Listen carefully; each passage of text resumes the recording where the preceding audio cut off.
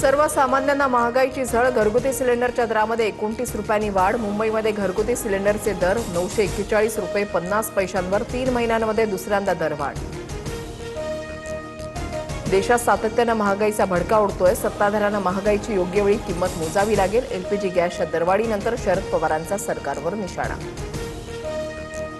वाढत्या महागाईच्या विरोधात छत्रपती संभाजीनगरमध्ये ठाकरेंच्या शिवसेनेचा जनआक्रोश. अंबादास दानवेंच्या नेतृत्वात आंदोलन.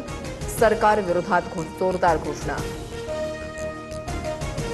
मुंबईच्या NSCI Worli डोममध्ये live music concert दरम्यान मद्यप्राशन केलेल्या तरुणाचा मृत्यू. कारण अद्याप अस्पष्ट. मृत्यूमागे ड्रग्ज सेवनाशी संबंध आहे का? पोलिसांकडून तपास सुरू.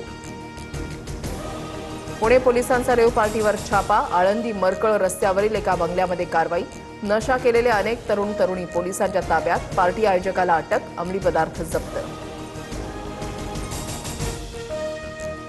सीजेपीचे संस्थापक अभिजित दिपके छत्रपती संभाजीनगरच्या घरी दाखल. दिल्लीच्या जंतर मंतरवरील आंदोलनानंतर दिपके स्वगृही परतले. कॉक्रोच जनता पार्टीकडून शिक्षण मंत्र्यांच्या राजीनाम्यासाठी सरकारला 7 दिवसांचा अल्टिमेटम.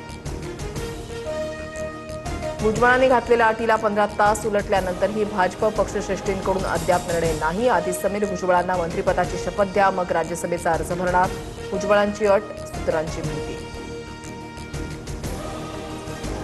भाजपच्या नवनीत राणांनी उपमुख्यमंत्री सुनेत्रा पवारांची भेट घेतली. सुनेत्रा पवारांच्या राज्यसभेच्या रिक्त जागेवर राणांची वर्णी लागण्याची चर्चा.